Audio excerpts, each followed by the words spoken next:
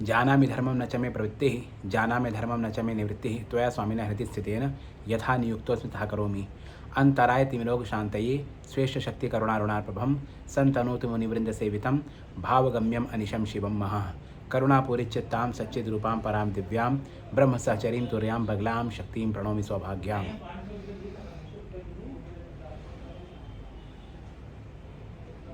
समस्त सनातन धर्मावलंबियों को सादर नमस्कार है। श्री दुर्गा सप्तशती के दशम अध्याय में एक माँ भगवती की उक्ति है, अहम विभूता बहुवीरी रूपैर्दास्यता तत्संहृते मयैको तिष्ठाम्यजो स्थिरो भव। जब शुंभ भगवती से परास्त होने लगता है तो वह कहता है कि आप इतने सारे लोगों को लेकर आए, मुझे अकेले से लड़ रही हैं। और शुंभ परास्त होता है तो आदमी इसी प्रकार की बातें करता है। वो एक सेना लेकर के भगवती से, अकेली भगवती से, माँ भगवती से लड़ने आया, तब बात नहीं थी। और जब माँ भगवती अपनी ऐश्वर्य शक्ति से अनेक रूपों में व्याप्त हो गई और उससे लड़ने लग गई उसकी सेना से, तो उसने कहा कि आप बहुत सारे इतने सारे सहयोगिनियों को लेकर मुझे अकेले से लड़ रही हैं। तो इस पर माँ भगवती कहती हैं कि अहम विभूता बहुवीर रूपैर्दास्यता तत्संहृते मयैको तिष्ठाम्यजो स्थिरो भव, कि मैं ही अकेली बहुत सारे रूपों में यहाँ व्याप्त थी, ऐश्वर्य शक्ति है उनकी, और उन सबको मैं अपने में समाविष्ट करके तुम्हारे पास आ रही हूँ, तुम स्थिर हो जाओ। यहाँ पे ये तो स्थूल अर्थ हो गया श्लोक का, यहाँ एक सूक्ष्म अर्थ भी है। श्रीमद् भगवद गीता में भगवान श्री कृष्ण कहते हैं, सर्वधर्मान परित्यज्य मामेकम शरणं व्रज अहम त्वां सर्व पापे भी मोक्षयिष्यामि मा शुचः, कि तुम स्थिर होके मेरे पास आ जाओ, सब धर्म वर्म छोड़ करके, और मैं तुम्हें मुक्ति प्रदान कर दूंगा। पर भगवती कहती तुम जो हो, जिस अवस्था में इसमें स्थिर हो जाओ, मैं तुम्हारे पास आ जाऊंगी। युद्ध करते करते भगवती के प्रति उसका शत्रु भाव इतना प्रबल हो गया, तो भगवती ने कहा उस भाव से ही प्रबल रहो। और उस भाव में भी, क्योंकि शत्रु भाव से भगवती का आराधन उसने कर दिया, तो भगवती उस भाव से शत्रु रूप में गई और उसका घात करके उसको मुक्ति प्रदान की। तो ये महाभगवती जगदम्बा जगदम्बिका की असीम महिमा है। इसीलिए कहा गया कुपुत्र जायत क्वचिदपि कुमाता न भवति। माता पिता अगर दंड देते हैं किसी को तो वो उसके कल्याण के लिए देते हैं, ऐसा नहीं है कि वो अपनी संतान का अहित चाहते हैं। कुपुत्र जायत क्वचिदपि कुमाता न भवति, ऐसा ही कुछ महिषासुर के साथ भी हुआ।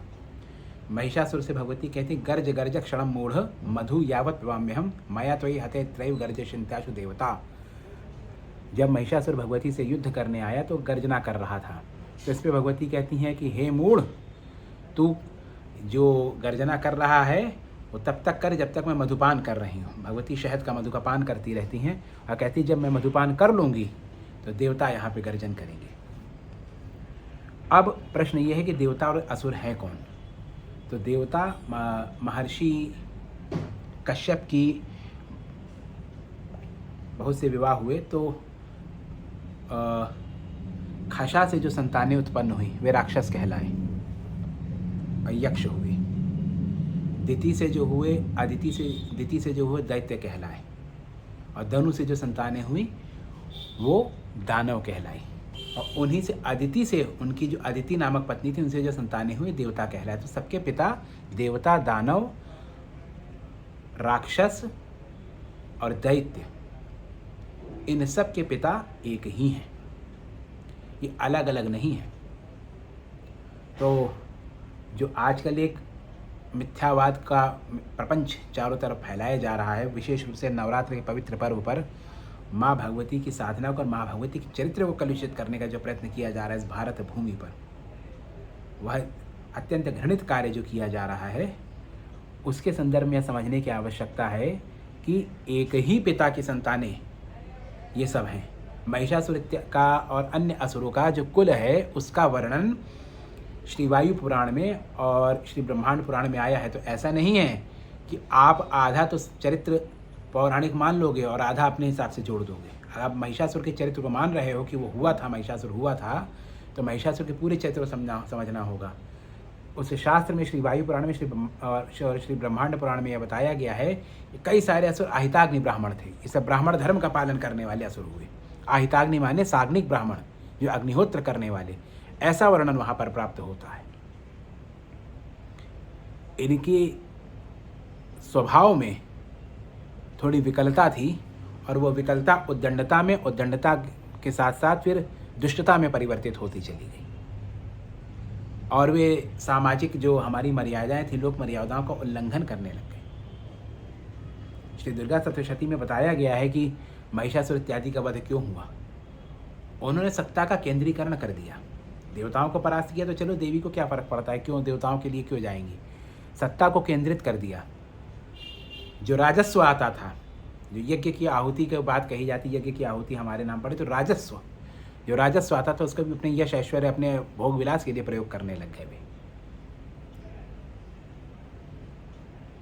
देवताओं का जो राजस्व होता है, यज्ञ की आहुतियाँ होती हैं, उसका अपने भोग विलास के लिए उस शक्ति को संचित करके प्रयोग करने लग गए।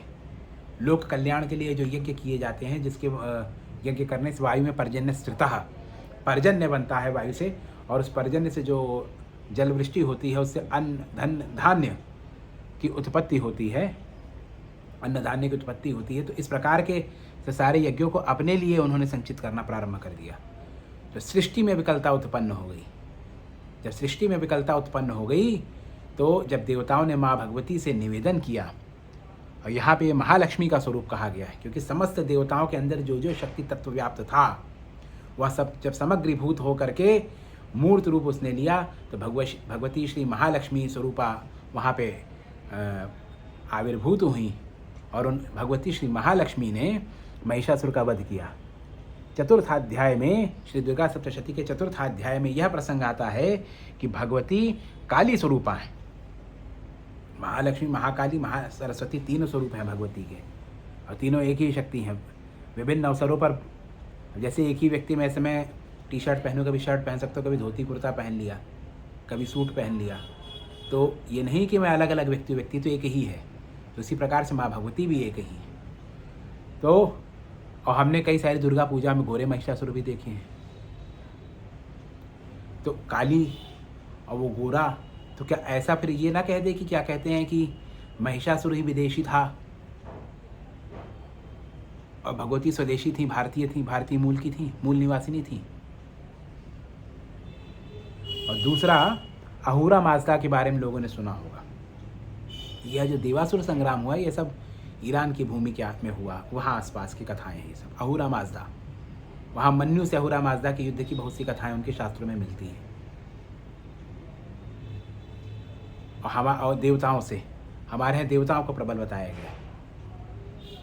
तो ये किसी भी प्रकार से मूल निवासी बनाम आयातित, इस प्रकार की जो कथा चलाई जाती है और भगवती के चरित्र को जो कलंकित किया जाता है, वह नितांत घृणित अक्षम्य अपराध है। जो भगवती जगदम्बा है, सबका कल्याण करने वाली, जयंती जगदानंद विपक्ष क्षपण क्षमः, परमेश्वर शिव के संदर्भ में कहा गया, जो अपने विपक्ष को भी उत्पन्न कर दे। पराशक्ति अपरा स्वरूप में भी व्याप्त होती है, अपने विपक्ष के लिए भी व्याप्त होती है। जिस संतान को जैसे भाव से उन्हें प्राप्त करना हो, वैसे उस प्रकार से वो उपलब्ध हैं, सुलभ हैं। देवी तुम भक्त सुलभ सर्व कार्य विधायिनी, इस प्रकार की बात शास्त्रों में कही गई है। तो माँ भगवती के के चरित्र के ऊपर जिस प्रकार का लांछन लगाया गया है, यह नितांत घृणित है। भगवती का जो चरित्र है एकदम उज्ज्वल प्रांजल है। जिन जगदम्बा का नाम लेने से जन्म जन्मांतर के पाप स्वतः कट जाते हैं, उनके ऊपर इस प्रकार का आक्षेप लगाने वाला, उसकी क्या गति होगी, उसकी क्या गति होगी, यह कोई सोच नहीं सकता। और समस्त ये कोई हमारे भोले बाबा या श्री राम जी, श्री कृष्ण जी ने मंदिर तोड़ दिया, राम जी 500 साल इंतजार किए। इतिहास उठा के देख लीजिएगा, जगदम्बा के, माँ भगवती के स्थान को अशिष्ट प्रकार से स्पर्श करने वाला भी दंडित हुआ है, और अचिर काल में दंडित हुआ है। तो इस प्रकार से जो महिषासुर इत्यादि को, महिषासुर का जो पूजन की बात चल रही है, महिषासुर का पूजन तो भगवती के वरदान से हो रहा है। मदनासुर का पूजन होता है, माँ पीताम्बरा के चरणों के नीचे मदनासुर की जीवा पकड़े भगवती बैठी। महिषासुर का पूजन तो उसी काल से हो रहा है, उसको वरदान दिया भगवती ने, महिषासुर का पूजन होता है, हम भी पूजन करते हैं। ऐसा थोड़ी है कि कोई विशेष समाज पूजन करता चला रहा, हम भी पूजन करते हैं। महिषासुर के पूजन का विधान श्री महाकाल संहिता में पूरा प्रसंग आता है, पुराणों में प्रसंग मिलता है। तो महिषासुर के संदर्भ में भगवती के चरित्र के ऊपर जिस प्रकार का लांछन लगाया जा रहा है, ये देवताओं के लिए, ये देवता और असुर तो भाई सौतेले भाई थे, ये कोई मूल निवासी बनाम आयातित कुछ है ही नहीं यहाँ पे। और वैज्ञानिक दृष्टिकोण से इस प्रकार की बातें, भाई जम्बूद्वीपे भरतखंड आर्यावर्त देशे जब हम कहते हैं तो जम्बूद्वीप भरतखंड आर्यावर्त के जम्बूद्वीप पूरा एशिया हो गया। भरतखंड कहाँ से? ईरान से शुरू हो जाता है। कल को 2000 साल बाद कह दो कि कश्मीरी पंडित आयातित थे भारत में। इस प्रकार की बातें जो होती हैं समाज को विघटित करने के लिए की जाती हैं, और जो लोग कर रहे हैं उनको विधर्मियों द्वारा वित्त पोषित किया जा रहा है, उनको विधर्मियों द्वारा शक्ति पोषित किया जा रहा है, उनको विधर्मियों द्वारा विचार पोषित किया जा रहा है, उनको विधर्मियों द्वारा संसाधन पोषित किया जा रहा है। तो इस प्रकार के कथन को कहने वाले, ऐसे निकृष्ट बातें करने वाले लोगों की समाज में भर्त्सना होनी चाहिए। भगवती के चरित्र पर आक्षेप लगाना, सुनना उतना बड़ा पाप है। और भारत में तो कहा गया है किसी भी स्त्री को, शाक्त संप्रदाय कहता है कि कोई स्त्री भले ही चरित्रहीन क्यों ना हो, एक शाक्त का कर्तव्य है कि उसके संदर्भ में कुछ ना बोले। ऐसी बातें सुनना पाप है। तो इसी के साथ मैं अपनी वाणी को विराम देता हूँ। आप सबको मैं यही कहूँगा कि इस प्रकार से जो भी बात कर रहा है, अपना भी आप लोग इस बात को देखिए कि भाई इस प्रकार की बातें सुनना अनिष्टकारक है। जय माई महाराज की।